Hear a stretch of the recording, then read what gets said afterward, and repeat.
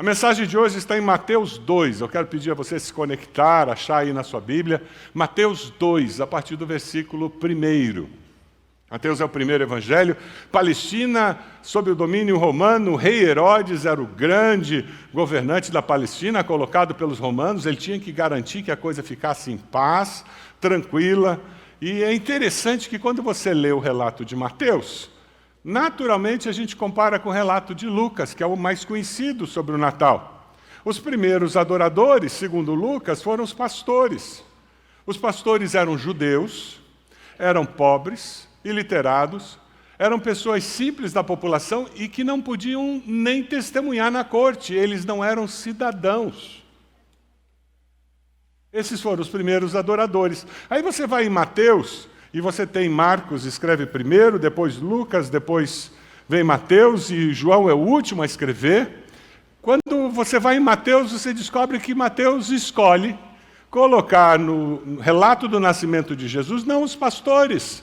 Ele coloca os magos, é interessante. Os pastores eram judeus e os magos eram gentios. Os pastores eram pobres, sem cultura, sem reconhecimento social. Os magos eram ricos, cultos, reconhecidos socialmente como pessoas importantes. É fantástico.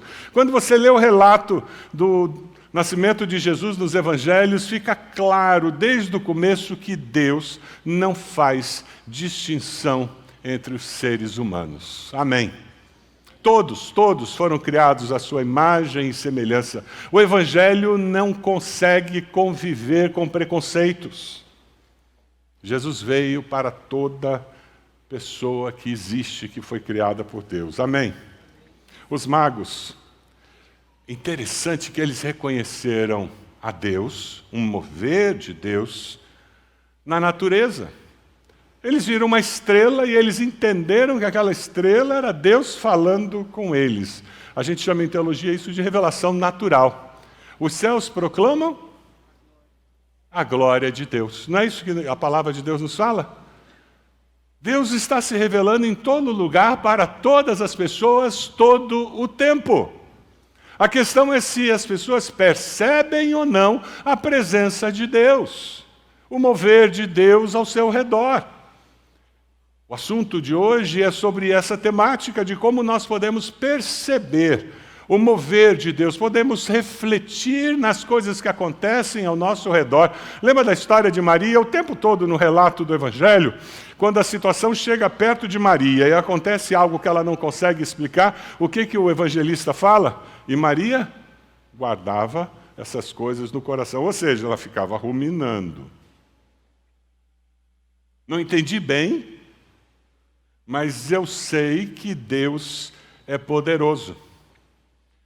Uma coisa que vai destacar quando a gente estiver vendo esse texto é que os magos, os sábios, os reis, seja lá como você os chame, eles obedeceram ao toque de Deus no seu coração.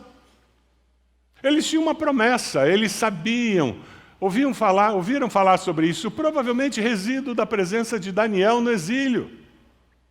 Lá Daniel capítulo 2.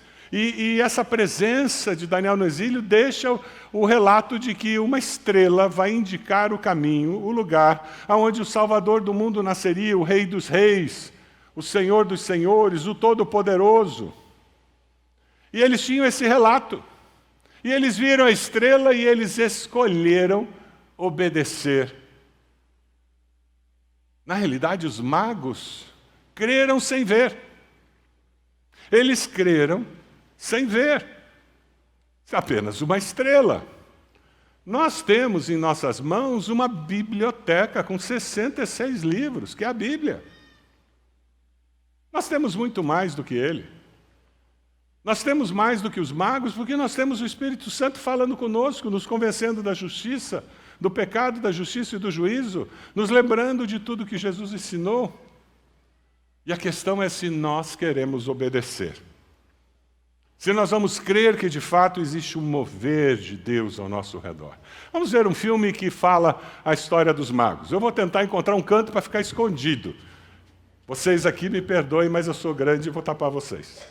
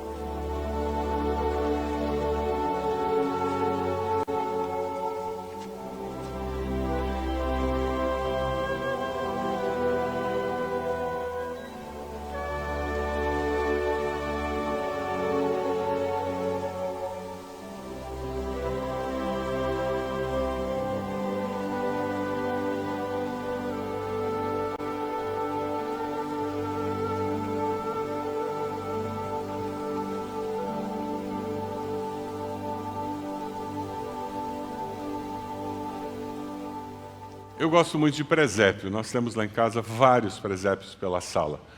Você tem presépio na sua casa? É bonitinho, né? Você sabe como é que surgiu o presépio? Conhecido São Francisco, ou Francisco de Assis. Ele, querendo explicar o Natal para as pessoas que estavam ao redor dele, ele cria didaticamente o presépio. E assim ele explica a história do nascimento de Jesus. E nesse processo, didaticamente, ele juntou mago com pastor. E a gente fica com isso. Lá em casa tem um presépio que está Jesus na manjedoura, estão os pastores, estão os magos ali juntos. Mas o filme traz a realidade de alguma coisa diferente, né? Quando os magos chegam, Jesus não estava mais na manjedoura. Ele já era um menino. É por isso que quando Herodes decide mandar matar aqueles que seriam ameaça para ele no reinado, ele fala abaixo de quantos anos? 2 anos. Senão ele mandaria matar todos os bebês recém-nascidos. É interessante porque muitas vezes a gente constrói paradigmas na nossa mente sem perceber. O texto bíblico nos fala sobre a necessidade de nós sairmos da nossa zona de conforto para nós amadurecermos. O mover de Deus ao nosso redor deve produzir amadurecimento. Lá no texto que nós estamos lendo, lá em Mateus 2, a partir do versículo 1, diz que depois que Jesus nasceu em Belém da Judéia, nos dias do rei Herodes, magos vindos do Oriente chegaram a Jerusalém e perguntaram: onde está o recém-nascido rei dos judeus? Vimos a estrela no Oriente e viemos adorá-lo. Quando o rei Herodes ouviu isso, ficou perturbado e com ele toda a Jerusalém. Você quer ver o mover de Deus? Então prepare-se, você vai sair da sua zona de conforto. Não tem como eu perceber o agir de Deus, eu viver o sobrenatural de Deus, sentado e fazendo o que eu sempre fiz a vida inteira e olhando tudo do jeito que eu sempre olhei. É impossível. A vida cristã é uma vida abundante porque é uma vida cheia de desafios, de oportunidades, de revelações fora do padrão do nosso Deus.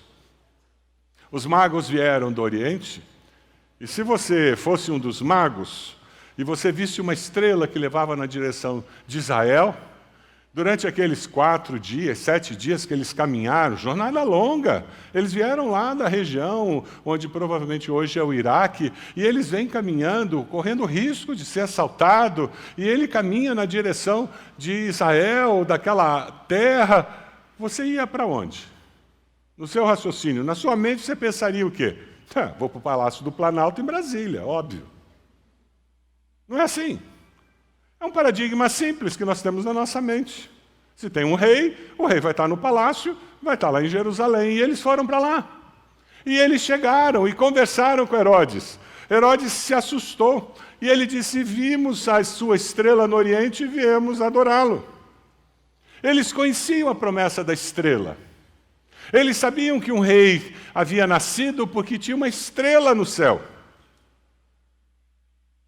E eles pagaram o preço. Eu fico imaginando os magos conversando, dizendo: você viu aquela estrela? Ela é estranha, diferente, nunca tinha visto desse jeito tão intensa. O que será aquilo? Não sei. Dia seguinte, a mesma estrela. Próxima semana, a mesma estrela. Sim, porque eles não vieram assim que apareceu a estrela.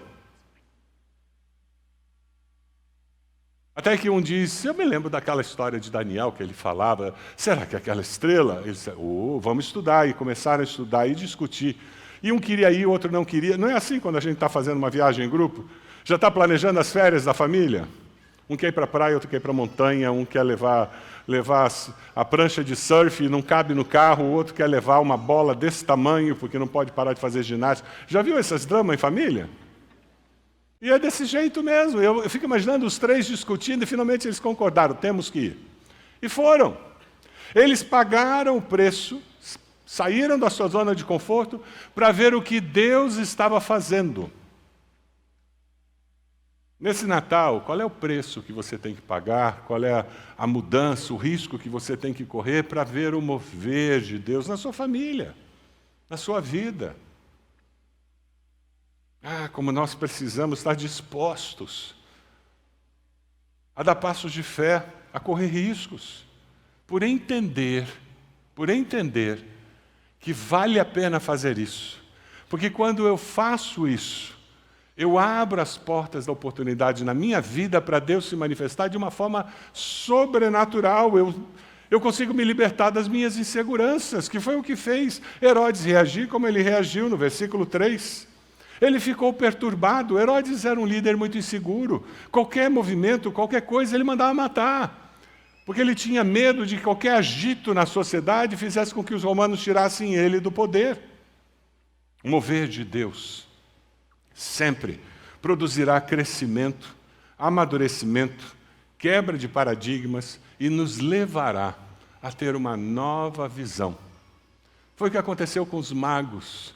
É o que eu espero que aconteça na sua vida. Que você perceba o agir, o mover de Deus nas circunstâncias da sua vida, da sua família, e você diga: Deus, e daí? Qual é o próximo passo que eu tenho que dar para que eu possa me envolver nesse mover do Senhor, para que eu possa atestar o poder do Senhor agindo em todas as situações? Porque quando eu me envolvo com o mover de Deus, eu cresço espiritualmente. Quando eu me envolvo com o mover de Deus, eu vejo Deus agindo como eu nunca tinha visto antes. Foi o que aconteceu com esses magos. E como seu pastor no meu coração, é o que eu peço a Deus que aconteça na sua vida. É o que eu peço a Deus que aconteça na minha vida. Porque quando nós estamos dispostos a sair da nossa zona de conforto, a assumir riscos para obedecer a Deus, para ver mais de Deus, o que acontece é que nós nos sentimos mais seguros. Quem amadurece vive com mais segurança. Não se sente ameaçado com tudo e com todos. Veja no versículo 4 do texto, o que Herodes fez. Ele, tendo reunido todos os chefes dos sacerdotes do povo, os mestres da lei, perguntou-lhes onde deveria nascer o Cristo. E os sacerdotes tinham a resposta, lógico. Eles sabiam muito bem que ele ia nascer lá em Belém. Versículo 5 diz: e eles responderam: em Belém da Judéia, pois assim escreveu o profeta, mas tu, Belém da terra de Judá, de forma alguma és a menor entre as principais cidades de Judá, pois de ti virá o líder que como pastor conduzirá Israel, meu povo. Ele está citando aqui uma profecia de Miqueias, escrita 700 anos antes. É interessante porque aqueles estudiosos, eles tinham conhecimento na mente, mas isso não gerava mudança de atitude. Estudiosos dizem que existem 3 domínios na aprendizagem. O primeiro é o discipulado cognitivo. Você faz sementes, faz raízes, jornada do discípulo, você aprende, você vai à escola bíblica, você ouve uma mensagem, você estuda a Bíblia em casa.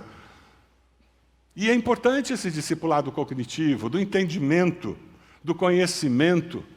O apóstolo Pedro, em 1 Pedro 3,15, ele diz para nós santificarmos a Cristo como Senhor no coração e estejam sempre preparados para responder a qualquer pessoa que pedir a razão da esperança que há em vocês. Fundamental esse discipulado cognitivo. Mas você não pode parar aí. Estudiosos dizem que existe um outro tipo de aprendizagem, que é o discipulado afetivo. O discipulado que vai além da mente, mas mexe com as nossas emoções, com os nossos relacionamentos.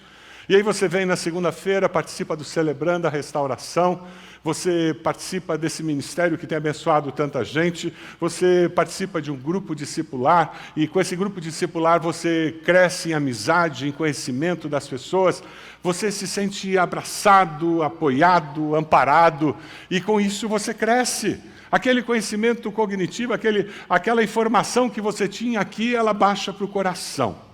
E ela começa a se transformar parte de quem você é, que mexe com o que você faz porque você é. E quando nós olhamos essas 2 dimensões, existe uma terceira dimensão, que é muito importante. Além do discipulado cognitivo, afetivo, nós precisamos do discipulado psicomotor, em que a gente aprende a fazer as coisas, a gente transforma o conhecimento, o sentimento em ação. Nós nos transformamos as mãos e os pés de Jesus nessa sociedade que é tão desesperançada. Segundo Timóteo 2,2 nos diz: e as palavras que me ouviu dizer na presença de muitas testemunhas, confias a homens fiéis que sejam capazes de ensiná-las a outro. A hora que eu transformo isso que eu tenho na mente, no coração, em ações concretas, eu começo a ensinar aquela pessoa que caminha comigo a fazer, e essa pessoa vai ensinar a outro, e vai ensinar a outra. É por isso que nós estamos aqui. Porque ao longo dos séculos do cristianismo, pessoas têm feito isso. Tem adquirido conhecimento, tem abraçado como corpo de Cristo um ao outro, tem vencido as dificuldades e tem com suas mãos e seus pés demonstrado esse amor de forma concreta para transformar a sociedade. Foi isso que o apóstolo Paulo fez, Barnabé fez com o apóstolo Paulo. Aquele perseguidor dos cristãos se converteu. Todo mundo, não, eu acho que é um artifício, ele quer pegar a gente. E ele corre o risco, ele sai da zona de conforto dele, Barnabé vai até ele. E ele diz: você se converteu mesmo? E o texto lá em Atos 11 diz que ele ficou 1 ano de discipulado intensivo. Você está achando que guerreiros, uma vez por semana, 1h30 é demais? 1 ano, tempo intensivo. Tinha que dar resultado. E depois eles começam a viajar juntos e fazer tudo aquilo que eles tinham aprendido. E vai de tal forma que aquele discípulo se transforma mais conhecido do que o discipulador. Barnabé foi um líder servo, que empoderou, capacitou e apoiou quem ele liderava. A visão da nossa igreja fala sobre isso de uma maneira muito simples e clara. Vamos ler juntos a visão da nossa igreja? Na dependência de Deus, ser reconhecida como uma igreja que promove a transformação integral do ser humano. Você está crescendo de uma forma integral? Você está percebendo o mover de Deus em todas as dimensões da sua existência, do seu ser? É isso que nós sonhamos aqui em nossa igreja. Deus tem um mover de Deus na nossa igreja nesse momento que nós identificamos. É no meio dos homens, com grupos dos guerreiros, isso tem transformado vidas, tem impactado famílias. E nós estamos muito felizes com isso, e de repente começa agora um movimento entre as mulheres também, usando pequenos grupos para isso, e isso vem junto com os ministérios que nós temos, e vem junto com todos os pequenos grupos que nós temos, mas tem um mover de Deus. Você está envolvido nesse mover de Deus? Tem gente que é assistente do que acontece no reino. Se você é homem e você não está envolvido em um grupo de guerreiros, por favor, procure alguém dos guerreiros e faça isso. Vá lá na salinha do visitante e diga: eu quero participar de um grupo. Você não pode perder esse mover de Deus. Pega a tua prancha de surf e surfa, meu irmão. Não deixa a onda passar. Tem gente que fica vendo a banda passar e está só ouvindo. Que legal. E depois se surpreende porque a vida cristã é morna, sem graça. Porque eu não cresço. Deus não me abençoa, mas também você não vê o mover de Deus. Como é que você vai perceber a bênção de Deus? O grande desafio é nós crescermos de uma forma completa, íntegra. Quando aqueles estudiosos disseram: olha, a profecia que se cumpriu, eles estão falando uma verdade muito simples: Deus sempre cumpre as suas promessas. Sempre cumpre, mas se eu não percebo e se eu não celebro, como o pastor Marcos falou na ceia, gratidão, se eu não celebro e eu não falo sobre essas coisas, como que eu vou ter o coração aquecido para perceber mais ainda do mover de Deus? Se você tem uma pessoa que convive com você, que é negativa, só sabe falar mal da igreja, dos irmãos, dos líderes, se afaste dela. Ela é veneno para a sua alma. Essa pessoa é doente espiritualmente. Infelizmente, nós temos muitas pessoas dentro da igreja que são assim, que termina o culto, sai almoçando o pastor no carro. Depois se assusta dos filhos não desejarem vir à igreja. Eles cresceram ouvindo o pai e a mãe falando mal do pastor, da mensagem, do culto, enquanto iam para casa. Por que eles querem vir aqui? Saia daqui contando as bênçãos, falando que ideia boa, o que eu vi, como me tocou aquilo, aquela música, nossa, eu quase vim às lágrimas, eu vim às lágrimas. Comente isso, fale com os filhos, pergunte para eles, e você? Qual foi a sua experiência de culto? Quando você se encontrar com irmãos, no pequeno grupo, nos corredores da igreja, nos ministérios, encontrar alguém que começa a falar mal, reclamar, repreenda em nome de Jesus. Porque isso é brecha. Está sendo dada para o inimigo. Creia que Deus tem coisa muito melhor para você nos dias que virão. Amém? Deus é um Deus que abençoa, que cumpre suas promessas. Herodes chama os magos secretamente e ele informa que no tempo exato que a igreja tinha aparecido, que a estrela tinha aparecido, quando foi, o que não foi, e disse: olha, vão lá em Belém, se informem e tragam as informações para mim. E é por causa desse relato que os magos dão, desde quando a estrela aparece, que ele toma uma decisão, mata todo mundo para baixo de 2 anos. Na realidade, Herodes podia ter dito aos magos: é mesmo, eu vou lá. Ele não podia dizer isso. Aqueles estudiosos, conhecedores da palavra, que tinham só discipulado cognitivo, eles não poderiam ter dito aos magos: eu também quero ir lá, eu quero ver quem é esse rei, porque tem uma promessa. Veja, eles conheciam mais do que os magos. Os magos viajaram dias, correram perigos para vir até lá. Aqueles religiosos não iam correr nenhum perigo. Aqueles religiosos, eles não tinham que viajar dias para chegar lá. Mas o que faltava era compromisso com Deus. O que faltava era um desejo de ver o mover de Deus acontecendo. Você quer ver o mover de Deus na sua vida? Você deseja ver o agir de Deus na sua família, surpreendendo você? Ah, aquela tia nunca vem no Natal. Quem sabe esse é o Natal do mover de Deus na sua família? Ore, jejue e vá até a casa dela. Leve o presente de Natal antecipado e convide-a para estar com a família. Quem sabe esse é o Natal em que o paradigma é quebrado. Quem sabe esse é o Natal em que você foi sensível a uma estrela colocada por Deus, levando você a tomar decisões diferentes. Ah, quem amadurece vive com mais segurança de que Deus é por nós e está disposto a dar passos de fé. Buscar o mover de Deus aumenta a nossa fé. Quando você quer ficar fortão, você vai aonde? Na academia. Por quê? Porque tem que puxar ferro. Não é assim. Você quer ficar fortão na fé? Você tem que fazer o quê? A academia de Deus, sabe o que é? Vida. A academia de Deus é a vida. E aquele pessoal puxa e sofre, e passa o dia seguinte com os músculos todos doloridos, porque não fazia muito tempo que não fazia. Não é assim. E a vida tem dias que deixa a gente dolorido, não deixa? Tem umas pancadas da vida que dói. E algumas vezes tem desertos da vida que demoram. Mas você está na academia da fé.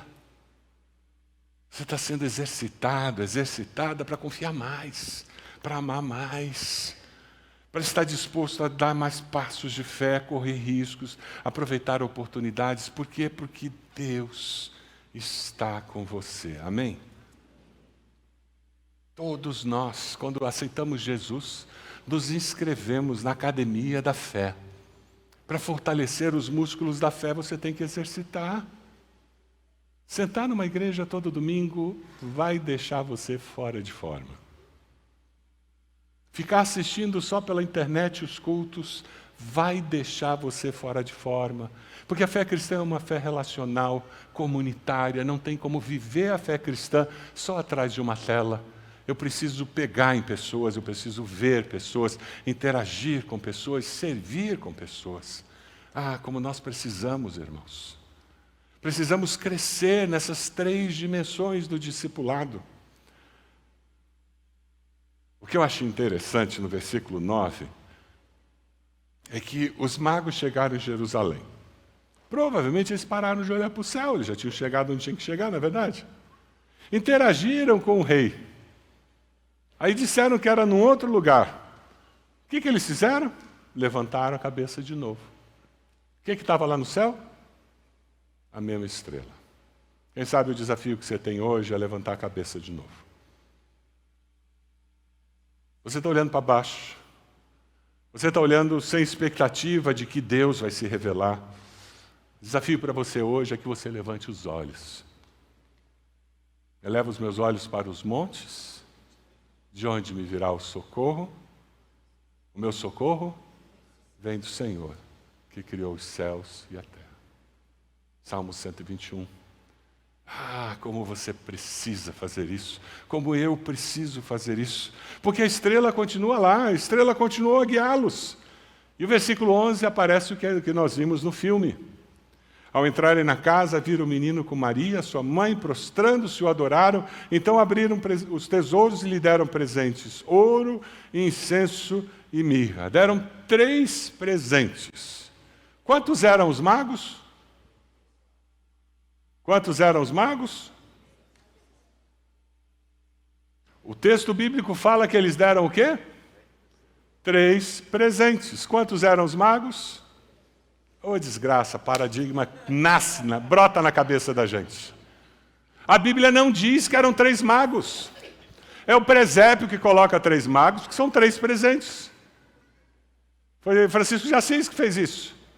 E a nossa mente, olha o filme lá, mostra quantos magos? 3 magos. Mas a Bíblia não diz isso. É por isso que a gente tem que estudar a Bíblia, gente. Tem que estar na jornada do discípulo, tem que estar na escola bíblica, vai ter uma escola bíblica especial de férias para as pessoas que estiverem por aqui ou quando estiverem. Eu não posso parar de conhecer, porque senão eu vou criando paradigmas na minha mente que não são de fato o que aconteceu. É possível que um dos magos tenha entregue os 3 presentes e os outros 2 tenham ficado de lado olhando assim. É possível? O texto não fala nada disso. Eram 10 magos? Não sei. Quando a Bíblia não fala, é melhor a gente não falar. Foram 3 presentes. O interessante, porque tem uma mensagem muito clara nesses 3 presentes. Era ouro, incenso e mirra. Ouro para o rei, incenso, que era usado no templo para o menino Deus, e mirra para o menino que era ser humano e que morreria por nós, porque mirra era usada para embalar os defuntos naquela época. É interessante a provisão de Deus, né? José e Maria não sabiam que eles teriam que fugir para o Egito. Deus não tinha falado com eles ainda. Os magos não sabiam que eles iam ter que fugir para o Egito, porque Herodes ia mandar matar todas as crianças.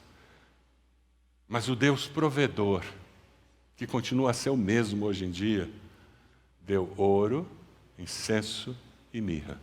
Adivinha como que aquela família se manteve lá no Egito? Não é maravilhoso pensar nisso? Você tem alguma provisão que é necessária na sua vida, na sua família? Mesmo Deus provedor. O mesmo Deus provedor. Amém? É com essa segurança que a gente vive. Os 3 reis acertaram, quando eles vieram da sua terra até ali. Ali estava aquele que reina eternamente, o Salvador do mundo. O menino Deus que nascia para morrer como homem, pelos pecados dos homens. Quem amadurece, vive com mais segurança e dá passos de fé em todo o tempo. Por quê? Porque eu quero perceber o mover de Deus. Eu quero ser sensível ao agir de Deus ao meu redor. Na minha família, lá no meu trabalho, na minha igreja, na minha cidade. O que Deus está fazendo? Preparar-se para o Natal é preparar o nosso coração para estar sensível e perceber o mover de Deus. Para que nós não sejamos como Herodes, para que nós não sejamos como aqueles estudiosos da Bíblia, mas nós tenhamos um coração semelhante ao daqueles magos, coração que percebe a revelação de Deus, que obedece, corre riscos e celebra entregando ofertas a Deus. Você pode abaixar a sua cabeça?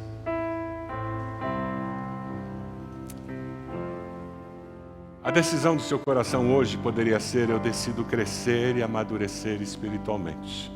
Eu vou me envolver em grupos de discipulado, eu vou procurar maneiras de amadurecer, de servir melhor, eu quero crescer de forma integral.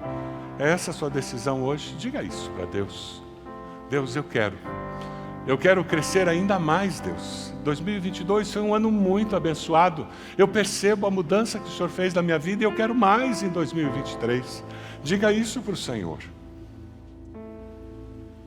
Talvez a sua decisão seja dizer: Deus, eu decido que quero ficar atento para perceber o mover do Senhor nas circunstâncias, na leitura da Tua Palavra, no envolvimento com o povo de Deus, no meu trabalho. Eu quero perceber as oportunidades, as circunstâncias que podem fortalecer a minha fé. Essa é a sua oração hoje. Diga isso para o Senhor. Diga isso para o Senhor. Quem sabe você está aqui, você nunca confessou a Jesus como Senhor e Salvador. Eu quero desafiar você a fazer uma oração muito simples. Senhor meu Deus, eu me arrependo dos meus pecados. Diga isso para Deus. Te peço perdão. Reconheço que Jesus veio, viveu, morreu naquela cruz e ressuscitou para que eu tivesse o teu perdão e tivesse vida eterna. Toma minha vida em tuas mãos. Enquanto todos estão orando, você fez essa oração, levante sua mão, onde você está, bem alto, dizendo: pastor, eu fiz essa decisão. Graças a Deus, pode abaixar. Mais alguém? Levante sua mão bem alto, onde você está, dizendo: pastor, graças a Deus, pode abaixar. Essa senhora. Mais alguém? Levante sua mão, lá atrás já vi, pode abaixar, graças a Deus. Mais alguém? Levante sua mão bem alto, onde você está? Graças a Deus, pode abaixar, aquele menino, já vi. Pode abaixar. Mais alguém? Levante a sua mão bem alto, onde você está? Quem sabe a decisão que você tem que tomar nessa manhã é uma decisão de consagrar esse tempo do ano, dizendo: Deus, eu quero ver o mover do Senhor na minha família, na minha vida, na minha história. Eu me coloco de joelhos pedindo que o Senhor faça isso. Eu te agradeço pelo que o Senhor fez na minha vida esse ano e quero que o Senhor faça mais. Você pode colocar-se de joelhos, se essa é a sua decisão nesse momento, dizendo: Deus, eu consagro a minha vida ao Senhor. Eu quero ver mais do Senhor. Deus, eu quero ver uma estrela do céu, eu quero ter um sonho dado pelo Senhor, eu quero ter uma visão dada pelo Senhor. Deus, eu quero ver mais do que simplesmente isso, eu quero perceber circunstâncias, enxergar a boa mão do Senhor em circunstâncias ao meu redor. Eu quero, Senhor, que o Teu Espírito se mova na minha existência, me guiando em todo momento, me lembrando de tudo que Jesus ensinou. Quem sabe existe uma situação específica na sua vida, na sua família, e você diz: eu preciso de um mover sobrenatural do Senhor nessa circunstância, na vida dessa pessoa. Coloque-se de joelhos e coloque essa pessoa no altar do Senhor e diga: Deus, eu estou aqui. Eu quero ser como uma estrela na vida dessa pessoa. Eu quero guiá-la para o Salvador. Me mostra como, Senhor, eu posso ser guiado para o Senhor. Eu posso ser guiada para o Senhor. Ah, Deus, como eu posso ser usado para abençoar, usada para abençoar outras pessoas. Deus amado, de joelhos, essa é a nossa oração. Nós queremos ser instrumentos do Senhor, para que, como aquela estrela, nós possamos guiar outras pessoas a Cristo Jesus. Ó Deus, nós queremos perceber as circunstâncias ao nosso redor, como aqueles magos perceberam e enxergaram o Senhor se revelando na natureza, em sonho, perceber que o Senhor está se revelando através das circunstâncias das pessoas. Ó Deus, nos dê essa sensibilidade espiritual. Deus, nós queremos ter a nossa fé fortalecida, nós queremos enxergar o agir do Senhor em nós e através de nós. Ó Deus amado, nós nos consagramos ao Senhor. Deus, eu oro por aqueles que levantaram suas mãos dizendo: eu aceito Jesus como Senhor e Salvador. Abençoa-os, sela o coração deles, em nome de Jesus. É a nossa oração, no nome de Jesus.